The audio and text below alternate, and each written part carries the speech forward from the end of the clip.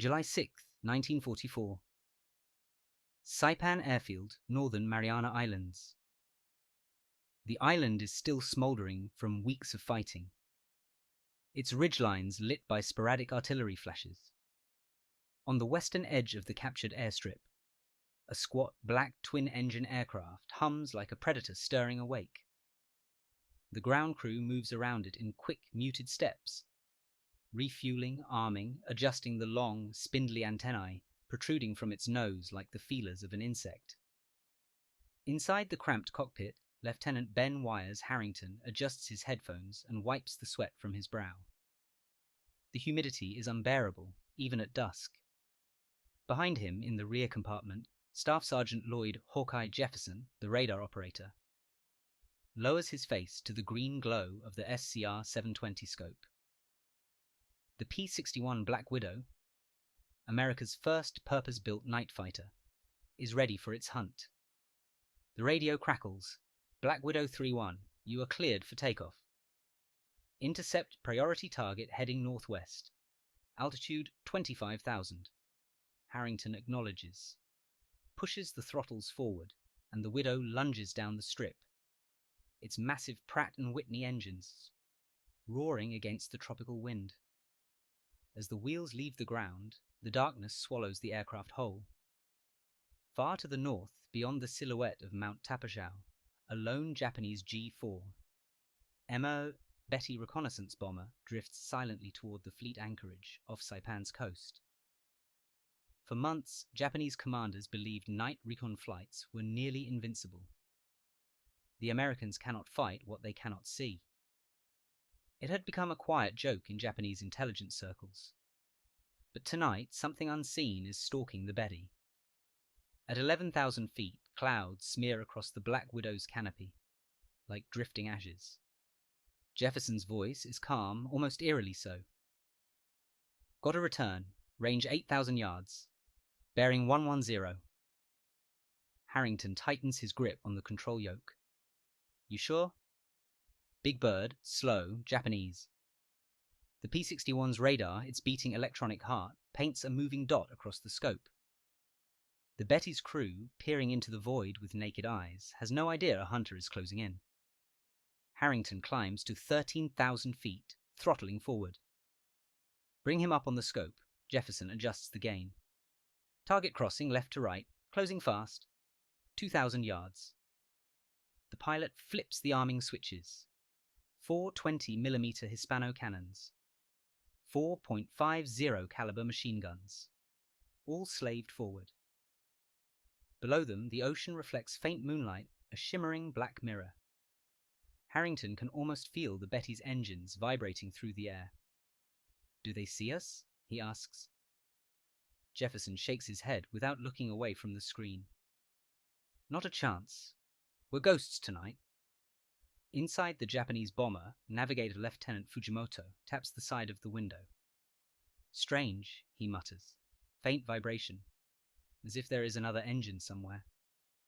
The pilot laughs softly. American night fighters. Don't be ridiculous. They are blind in darkness.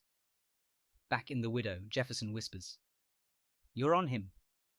Range 500. Harrington eases the throttles, matching speed to avoid overshooting. The silhouette materializes, a dark smudge against the clouds. Got him. He angles slightly below and behind, the perfect firing position. Fire, Jefferson says. Harrington squeezes the trigger. The night explodes. Tracer arcs rip through the dark, stitching across the bomber's fuselage. A half-second later, a flash, orange, violent, detonates from the Betty's starboard engine. The bomber lurches, trailing fire like a comet. Splash one, Jefferson murmurs. As the burning aircraft spirals downward, a crackle of panic-filled Japanese radio chatter reaches the Widow's headset. Interference picked up by the radar set. Unseen enemy, approaching from darkness. Impossible. Harrington banks the P-61 away, leaving only a thin ribbon of smoke drifting through the clouds. Below on Saipan, observers report the fiery descent. A Japanese commander, listening to garbled transmissions from the lost reconnaissance crew, frowns deeply. Night fighters? Americans have night fighters. For the first time, disbelief edges into his voice. The Widow heads home through the warm Pacific wind, its engines purring, ready for the next kill. Because tonight is only the beginning. Soon, Japanese aviators will learn that darkness no longer protects them. As Harrington descends towards Saipan's faint runway lights, he says quietly, "Feels like hunting in pitch black." Jefferson replies, "Good. Let them keep thinking we can't see in the dark." The truth is becoming unavoidable. Japan's Air Command had underestimated the one weapon they never saw coming. An aircraft that turned night itself into a battlefield. July 9th, 1944. Iwo Jima Air Defense Command Post. The room is dim, lit only by oil lamps and a flickering operations map. A hot wind carries volcanic dust through the open shutters as Major Hitoshi Nakamura, senior radar officer, studies the overnight loss report. Another reconnaissance plane. Vanished without warning. No radio distress. No visual contact with an enemy. The Japanese radar technician bows stiffly. "Major, we have no sign of American aircraft in the area. Their fighters do not fly at night." Nakamura exhales sharply. He knows the belief has been repeated for months. It has become gospel in the command posts across the Central Pacific. But something is hunting their aircraft. And it is doing so with impossible precision. "Show me the track again," Nakamura demands. The technician unfurls a narrow ribbon of plotting paper, marked with pencil lines. It's the Betty's last known heading. The line ends abruptly, cut off mid-flight. "Here, Major. No American aircraft registered on our sets within 80 kilometers. Nakamura taps the end of the line. Then what killed them? The question hangs in the humid air. 3 hours earlier, somewhere south of Pagan Island. The jungle canopy shakes with the low thunder of twin engines as another P-61, from the 6th Night Fighter Squadron, prowls through a moonlit corridor between cloud layers. This one is flown by Captain Walter McNeary, a former civilian test pilot known for his calm nerves and lethal precision. In the rear compartment, radar operator Corporal Raymond Ortiz adjusts the SCR-720 with delicate surgeon-like movements. The cathode tube pulses faintly as the sweep line rotates. "Contact, bearing 165. Altitude 22,000. Could be a Sally or a recon bird." McNeary tilts his head. "Range?" Still reading it. 7,000 yards and tightening. He's not moving fast. McNeary presses the intercom button. "Let's see how invisible we are tonight." The P-61 climbs into the dark, its matte black skin blending seamlessly into the Pacific sky. The aircraft's silhouette is monstrous. The long boom tail, the bulbous cockpit, the spider-like radar antennae. But from the ground or from another cockpit, it is nothing more than a shadow. Ortiz whispers. He's flying straight and level. Doesn't suspect a thing. 2,000 yards. Inside the Japanese bomber, a Ki-21 Sally. Sergeant Okada peers into the void from his dorsal gun position. His eyes are bloodshot, fatigued from hours of searching for a threat he believes can't possibly exist. He leans forward, muttering, "Even if the Americans try, how can they fight in such darkness? The gods wouldn't allow it." McNeary's voice is low, steady. Coming up behind him, guns hot. Ortiz nods, even though no one can see him. Range 800, 600.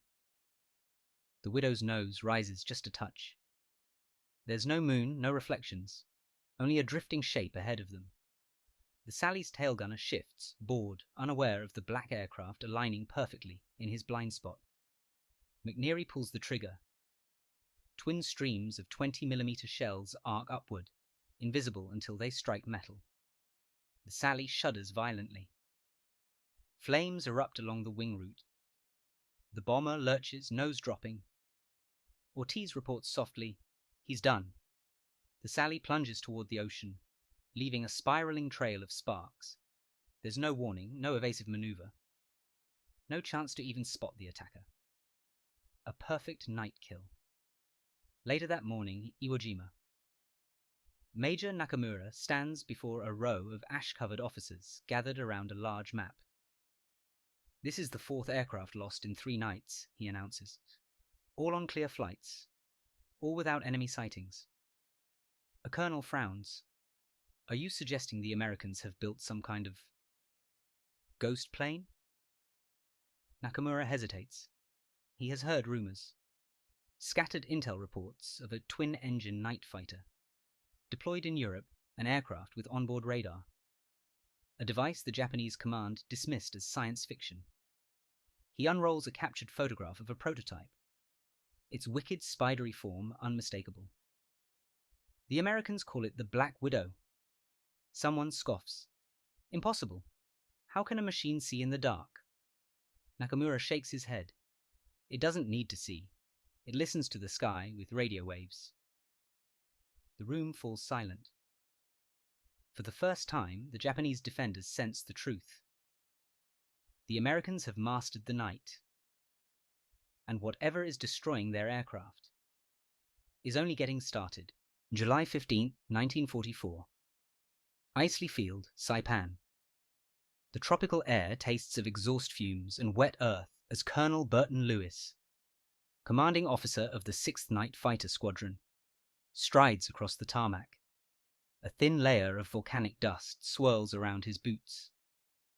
Mechanics scramble around a line of Black Widows, their engines ticking from the evening heat. Lewis stops beside the matte black fuselage of P-61. Widowmaker 2, where Lieutenant Ben Harrington and his radar operator, Staff Sergeant Jefferson, sit on folding crates, reviewing their debrief notes from the previous night. "You two caused some havoc up there," Lewis says. Harrington looks up, squints against the setting sun, and gives a tired smile. "Sir, we just followed the dots on the screen." Jefferson taps his radar scope notebook. "Sir, enemy patterns are changing. They're flying higher, zigzagging more. It's like they know something's after them." Lewis nods grimly. "They do. Intercepts of Japanese radio chatter mention a black demon in the sky. You boys are haunting their nightmares." He gestures toward the distant runway, where another P-61 is lifting off into the darkening horizon. "Good. They should be afraid." Meanwhile, Chichijima Air Headquarters. The mood is different. A thick silence hangs over the command room like funeral smoke. Major Hitoshi Nakamura stands beside a chalkboard filled with loss tallies. The nicknames of missing air crews are written in white beside each mark. Major General Yoshio Kusaka leans over the operations table, his face carved into stern disbelief. "You're telling me," Kusaka says slowly, "that the Americans can track our aircraft in complete darkness?" Nakamura bows. "General, we believe they are using airborne radar, something far beyond our own capability." A younger officer interjects, frustration tightening his voice. "Impossible. Radar equipment cannot fit inside a fighter." Nakamura quietly lays down a reconnaissance photo taken over the Marshall Islands months earlier. The silhouette of a P-61 sits on a runway, unearthed by Japanese intel but dismissed at the time as a heavy bomber prototype. "It fits," Nakamura says, "and worse, it works." Kusaka grips the table. "If the Americans can see our aircraft at night..." He stops mid-sentence, as though the words themselves are too devastating to voice. "They will strike when we are blind." Nightfall, Saipan. Clouds blot out the moon as Harrington climbs the metal ladder into the cockpit of Black Widow 3-1. The engines rumble awake with a deep, predatory growl. Jefferson settles into the rear radar compartment, straps himself in, and flips the SCR-720's main power switch. The tube ignites in a soft emerald hue. Radar warm, he says. Let's go make some ghosts. The Widow takes off into a canopy of darkness so thick it feels alive. Moments later, Jefferson leans toward the scope. Contact, unknown, medium altitude. He's out over the water. Harrington banks toward the signal, letting the P-61's size and weight smooth into a predatory glide. How far? 5,000 yards and closing. He doesn't see us. The black arcs of Saipan's coastline fade behind them as they push farther into the abyss of open ocean. Jefferson's voice lowers. I think it's a Yokosuka P-1Y. Francis. Fast twin-engine job. Harrington grins. Let's clip his wings. They descend beneath the target's flight path. The Francis bomber becomes a shadowed cross against the clouds, unaware its death is seconds away.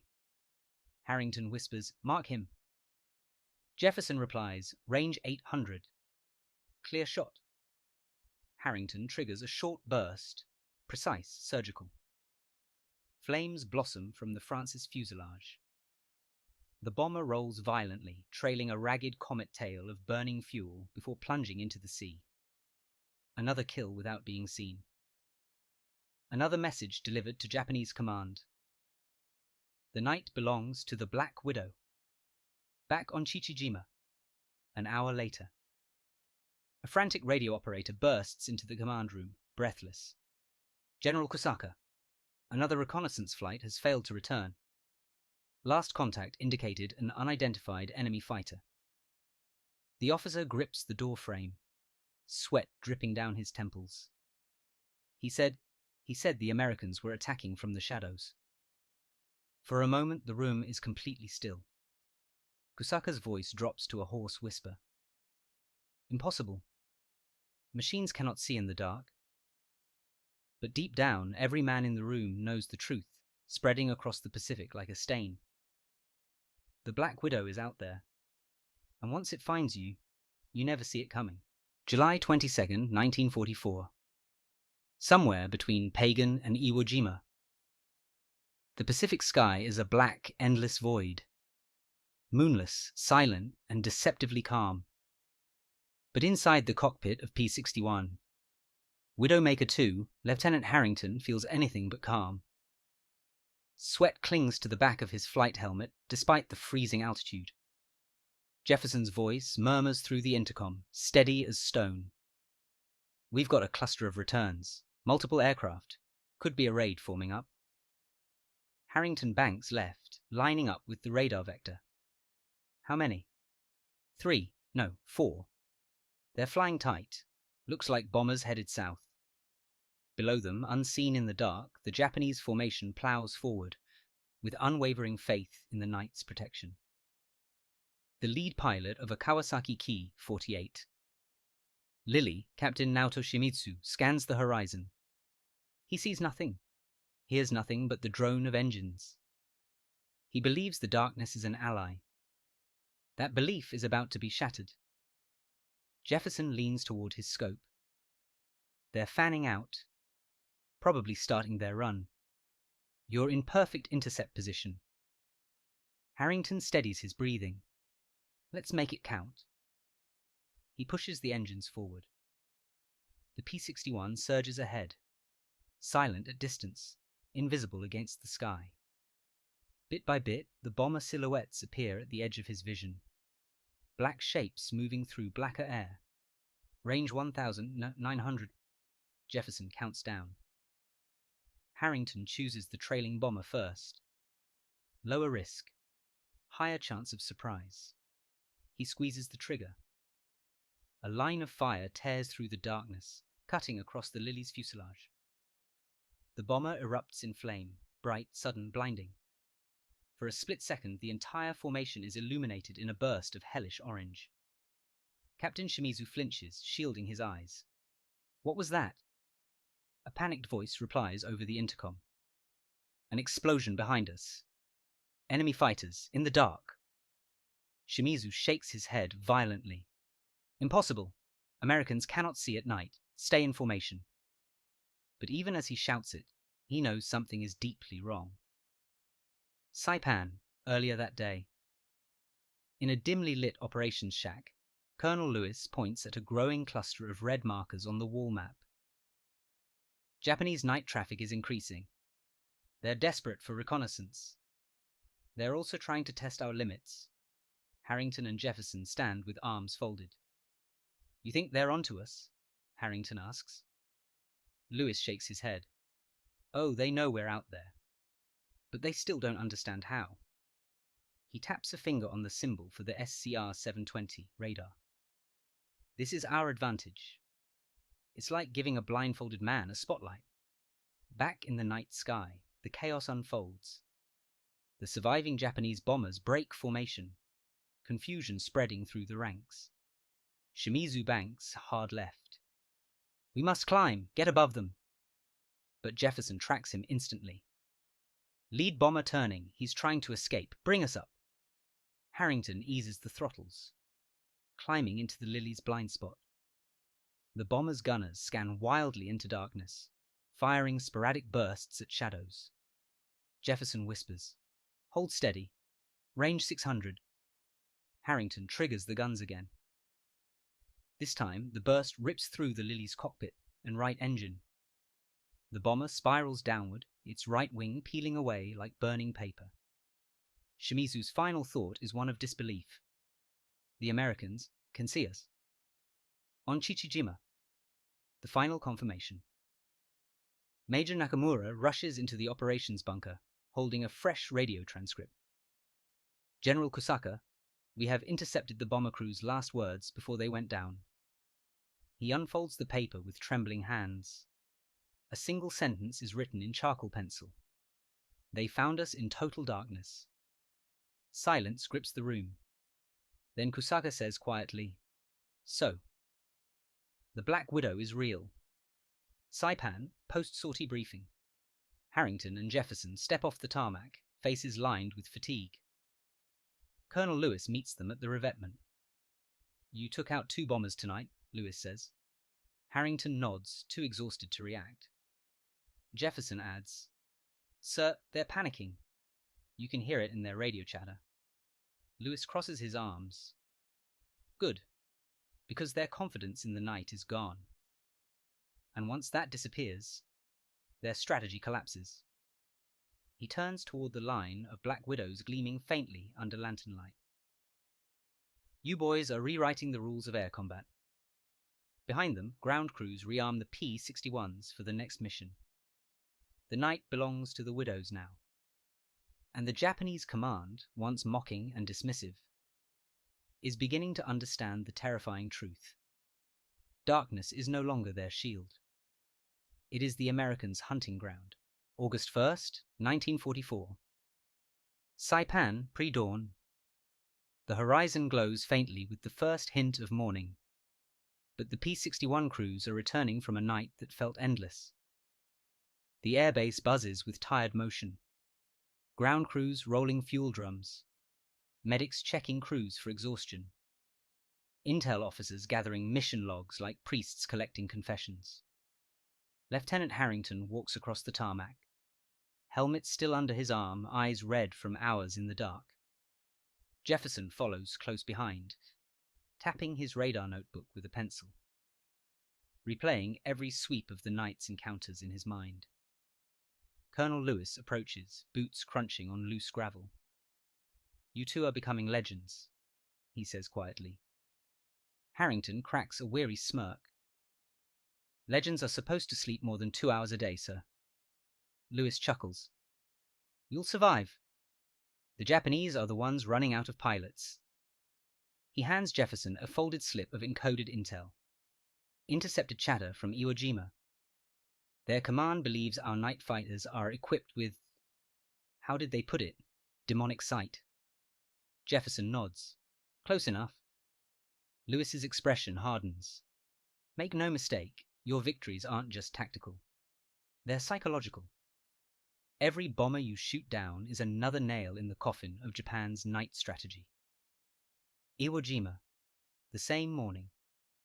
A thick haze hangs above the volcanic island as Major Nakamura rushes toward the command bunker. Inside, General Kusaka stands over a table. littered with reconnaissance maps and casualty reports.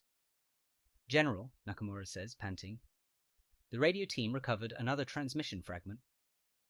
A bomber crew claimed the Americans were attacking from below, unseen, without moonlight."